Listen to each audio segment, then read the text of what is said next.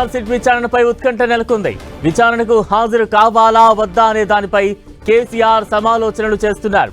Farm house లో నేడు కేసీఆర్ తో కేటీఆర్, హరీష్ రావు సీనియర్ నేతలు సమావేశం కానున్నారు.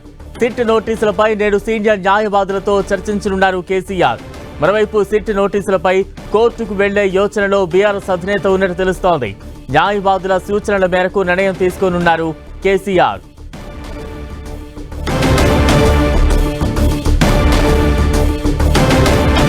రేపు సిట్ విచారణకు కేసీఆర్ హాజరవుతున్నారా లేదా అన్న ఉత్కంఠ అయితే కొనసాగుతోంది. తాజా అప్డేట్స్ అందించేందుకు ప్రతినిధి కరుణాకర్ సిద్ధంగా ఉన్నారు. Karunakar. Yes Balaram, phone tapping కేసులో సిట్ విచారణకు హాజరు కావాలా వద్దా అన్న దానిపై ఇంకా కేసీఆర్ ఎటు నిర్ణయం తీసుకోలేదని తెలుస్తోంది. ఎందుకంటే నిన్న రాత్రి కేసీఆర్కు సిట్ రెండోసారి నోటీసులు జారీ చేసింది. రేపు ఆదివారం మధ్యాహ్నం 3 గంటలకు విచారణకు అందుబాటులో ఉండాలని చెప్పి, అది కూడా నందినగర్లోనే విచారిస్తామని చెప్పి సిట్ నోటీసులో పేర్కొన్న పరిస్థితిని మనం చూస్తున్నాం. అంతకుముందు మొదటిసారి నోటీసులు ఇచ్చిన సందర్భంగా రిప్లై ఇచ్చిన కేసీఆర్ సిట్ విచారణ ఫామ్ హౌస్లోనే, ఎర్రవల్లి ఫామ్ హౌస్లోనే జరపాలని చెప్పి విజ్ఞప్తి చేశారు. కానీ కేసీఆర్ విజ్ఞప్తిని సిట్ ఏమాత్రం పరిగణలోకి తీసుకోలేదు.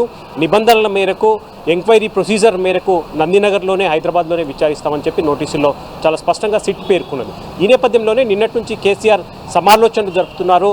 సిట్ కోరిన విధంగా నందినగర్ నివాసంలో విచారణకు హాజరు కావాలా వద్దా అన్న దానిపైనే ఇంకా కేసీఆర్ ఎటు నిర్ణయం తీసుకోలేదని తెలుస్తుంది.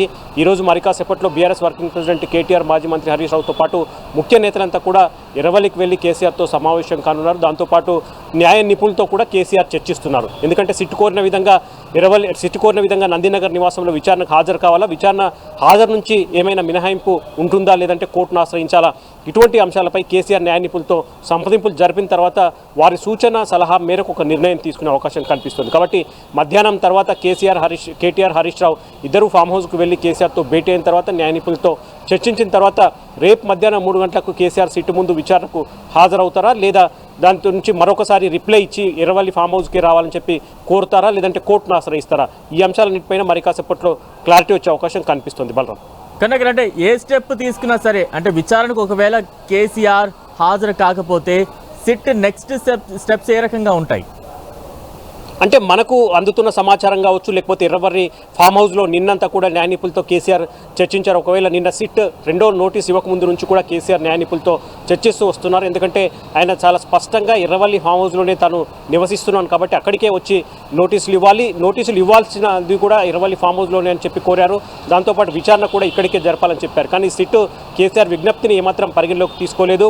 నిబంధనల మేరకు హైదరాబాద్ జ్యూరిడిక్షన్లోనే, నందినగర్ నివాసంలోనే విచారిస్తామని చెప్పి చాలా స్పష్టంగా చెప్పింది. కాబట్టి కేసీఆర్ దీనిపై ఎటువంటి ఆలోచనలు చేస్తున్నారు? మరొకసారి ఈ సిట్ నోటీసులకు సంబంధించి కేసీఆర్ మొదటి నోటీస్కి ఏ విధంగా అయితే రిప్లై ఇచ్చారో, మళ్ళీ రెండవ నోటీసు కూడా ఆయన రిప్లై ఇచ్చే అవకాశాలు ఎక్కువగా కనిపిస్తున్నట్టు తెలుస్తుంది. ఎందుకంటే చాలా స్పష్టంగా తాను చాలా ఏళ్లుగా ఎర్రవల్లి ఫామ్ హౌస్లోనే నివసిస్తున్నాను, దాంతోపాటు ఆయన స్థానిక ఎమ్మెల్యేను కాబట్టి తన నియోజకవర్గ పరిధిలోనే ఎర్రవల్లిలోనే నివసిస్తున్నాను కాబట్టి ఇక్కడికే వచ్చి సిట్టు నోటీసులు ఇవ్వాలని చెప్పి, దాంతోపాటు ఇక్కడికే వచ్చి విచారించాలని చెప్పి ఆయన ముందు కోరారు. ఇప్పుడు రెండవ నోటీసు కూడా ఆయన రిప్లై ఇచ్చే అవకాశం కనిపిస్తుంది. తాను నందినగర్ నివాసంలో కాకుండా ఎర్రవల్లి ఫామ్ హౌస్లోనే విచారించాలని చెప్పి మరొకసారి రిప్లై ఇచ్చే అవకాశాలు ఎక్కువగా ఉన్నాయి. ఆ రిప్లై ఇస్తే మళ్ళీ సిట్ ఏం చేయబోతుంది?